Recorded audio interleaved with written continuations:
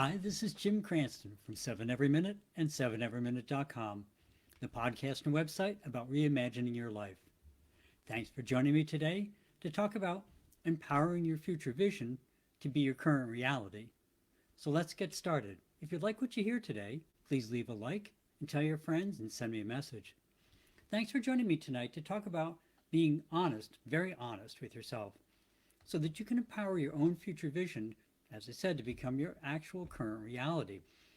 So, some things happened over the past couple of weeks, and so one of my computer programs I use a lot is the Affinity Suite by Serif Software, and I've used their products literally for decades.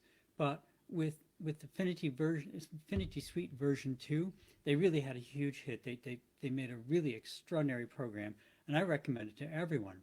And another program that I use on and off is Canva Designer. I've used both personally and used that both personally and professionally again for many years. And both these companies have some things in common. But some of the biggest ones, the obvious ones, are that they provide amazing value to their users. They both support charities and educational institutions. They're generous, very generous with their educational discounts. And they have really large active user communities.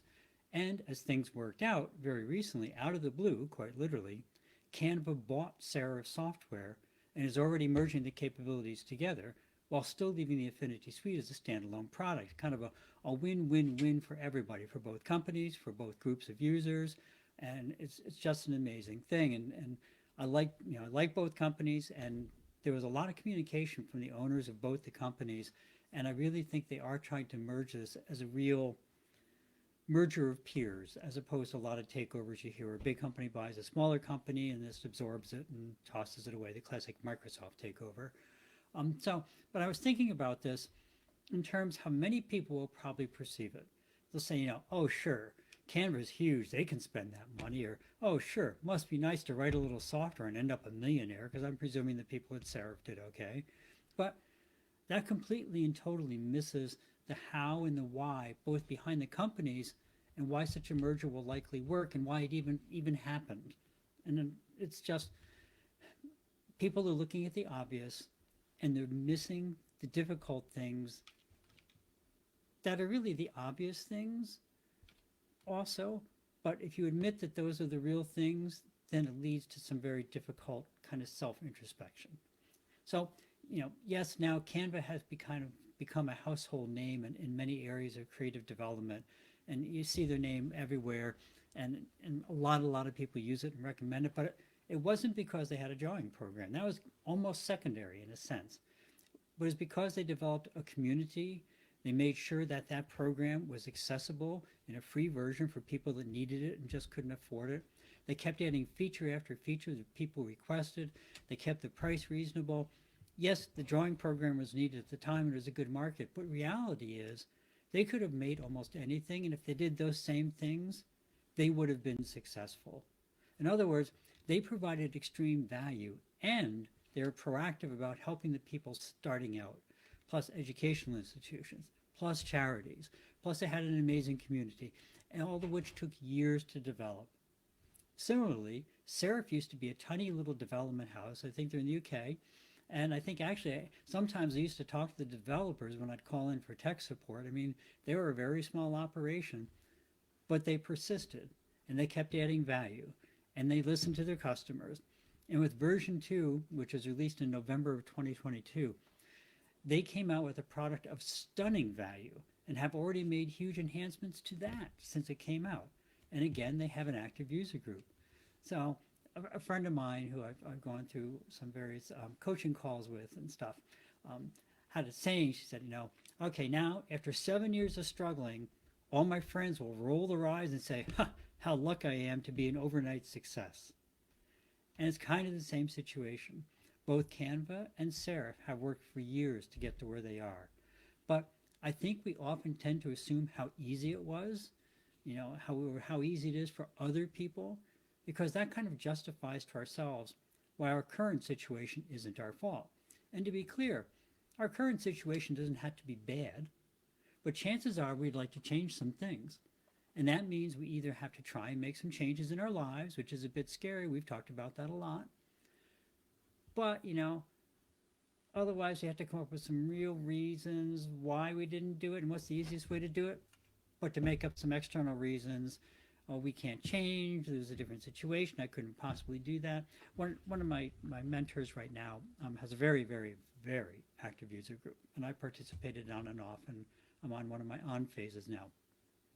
And it amazes me, truly amazes me, how many people that are kind of like, hi, I've been lurking here for 1 year, 2 years. I've seen a number of people now, 4 years, 5 years.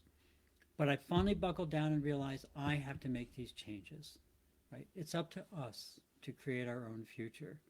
It took them a while to get going, but they persisted and they are making changes and they're succeeding. So in that same way, people tend to make that same mistake when they look at other people's lives. The mistake of saying, oh, it's probably easy for them, or they probably had other reasons. They assume someone else is happy or financially successful or has a good relationship because of something that seems obvious. Oh, well, they have a good job, or they come up, maybe they're just lucky, or they have a really good spouse, or something that makes it seem like the other person was fortunate through some external stroke of good luck or good fortune. But far more likely is that the success really comes from those people, things that should be obvious, but may not be as superficially obvious. Things such as the willingness to do the hard things, to really put a lot of effort into that relationship, to go the extra mile, that when things aren't going well, to continue trying. And the reality is that it's a more difficult road to take, and a lot of people can't be bothered to do that, and so they'll come up with reasons and excuses why. And that's not necessarily a bad thing when you first do it, right? We've talked about how our mind keeps us safe by not taking chances, and or even changing our routine sometimes because it worked yesterday and we're still here, so let's do it again today and tomorrow because if it worked yesterday, it'll probably work tomorrow.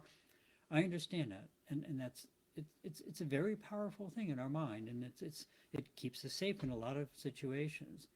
But our mind does the same thing when we analyze other people's success, and if we try to be introspective on it, we sit down and say, well, actually they didn't have that good a job, and now they bought a second house, and really try and start analyzing it. Our mind will supply us with all the reasons that we aren't capable of making the same sort of changes they did. Well, their kids were older, or they both happened to be working in an industry that took off. Even though they still didn't have good jobs, well, but the industry took off, so that probably helped them somehow. And we've talked a lot about in the past, right? Our focus on reprogramming our future, so envisionment techniques and reprogramming our mind. We really do have to work through and get our mind to understand that sometimes change can be very beneficial. And we've talked about ways to do that with envisionment and priming our minds with thoughts of the future. But we have to, at some point, really admit that we're kind of the result of the divisions or the decisions that we ourselves have made. I know circumstances can have an effect, and oftentimes a very large effect, but we still have many tools to change how we respond to the challenges. And we have to kind of fess up that, we can say, oh, well, the stock market went down and that's why I didn't have any money. But, we have to say, but also I meant to read the book on how to divest my investments, or how to, save money some other way, or I meant to put some money over here and didn't. We have to be honest with ourselves. And sometimes honesty is really difficult to go through in detail. We've talked about, reframing how we see a situation, and just by reframing it, we can change how we respond to it, and that can make a huge difference in how we can move forward in our lives. And the corollary to that is not just reframing the past, but by being absolutely honest with ourselves and saying, I may not own everything in the past, but I probably do own a piece of it. And once you get to that, you can say, okay, instead of being something really bad in the past, just bad, it can still be bad, but it's something that I can learn from, and I can learn new techniques to move forward with. There's a book, I think I've mentioned it before, Extreme Ownership, by Jocko Willink and Leif Babin. And a lot of what is said in there is kind of common knowledge, realistically. but it's presented in such a way that it really doesn't leave much room for the reader to say, well, I couldn't do that, or well, that doesn't apply to me. It's pretty tight it's pretty tight writing actually, and when you read it, it's kind of like, yeah, they have some pretty valid points there. But the crux of it is that we are responsible for determining our own future. It's based upon urban warfare, I mean real warfare, as in Iraq, and urban warfare is about the worst form of fighting for everybody involved. And it seems like, almost, if you think of it superficially and you really think about it, it seems like, almost nothing would be under your control. You're just in this horrible situation. But Jocko and Leaf explain how even in that very challenging situation, just extraordinarily challenging situation, you still have control over how you respond, and hence you have a good deal of control over the outcome of the situation. It may not be ideal, it may not be perfect, far from it, but you can still exert a degree of control over it, even in that worst of situations. And so in your daily life, now think about it. You don't have people shooting at you necessarily. You don't have all these constant horrible things going on, and you do have time to think a little bit. You do have control over how things go. Not completely, not totally. External events will make a difference, but you do have some degree of control. One of my good friends and I have friendly arguments fairly regularly about this in terms of my own life. And we have a weekly call, and have for a number of years now. And we just talk about things in general.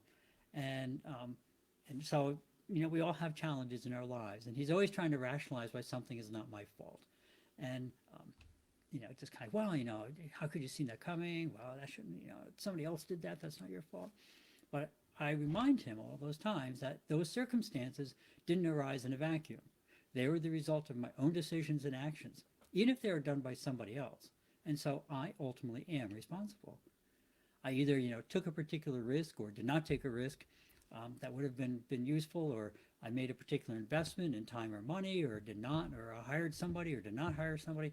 All those decisions are my decisions. In other words, I totally own my own past, and I'm also responsible for creating my own future. And honestly, I find a lot of comfort and energy in that approach, because instead of giving myself a free pass, because some random thing happened, it motivates me to be more proactive in my own life and to realize that there are almost limitless opportunities available to all of us if we're willing to put in the effort. So think about that. This isn't to say, oh, you can just will your own future. That's a whole different topic. That's manifestation, and large and different topic. But you do have, even in daily life, even without any of the woo-woo stuff at all, you have a tremendous amount of control over what you can do, and so you have the ability to influence the likely outcomes that will come your way in the future. So that's it for the evening. Remember that other people's success is probably the result of hard work and not just good luck, but more importantly, that our own success is, to a large degree, a result of our own efforts and living towards our vision. The short-term comfort of making an excuse kind of pales in comparison to the long-term wonderfulness and success that we can achieve when we take ownership of our decisions and work towards our own vision of success and vision of happiness. Your homework, always optional, is to think about some excuses you've made for yourself over time, big or small, and now be totally honest and take ownership of the decisions leading up to that situation, and imagine a different outcome. Extra points if you revisit it again and think of wildly different decisions that you could have made. Now, with that kind of reference of just totally different decisions, think about what you could use now to create a different vision for the future for yourself. As always, please remember UKR7.com, the war in Ukraine, wars in Israel and Palestine, just a lot of unrest in a lot of places in the world. UKR7 is places where you can make donations to help people in Ukraine. And World Central Kitchen, WCK.org. They work usually providing food or food and food-related services in many parts of the world. Both these places, great humanitarian organizations, great organizations with specific aims. In the case of UKR7, UKR7.com, WCK.org. But we've talked about a lot that the biggest thing really, it's great if you can donate to one of these people, or if not, if you donate to a local charity. And if you can't donate, that's fine too. You still have within your ability to make a change in somebody else's life. You see them on the street, say good morning.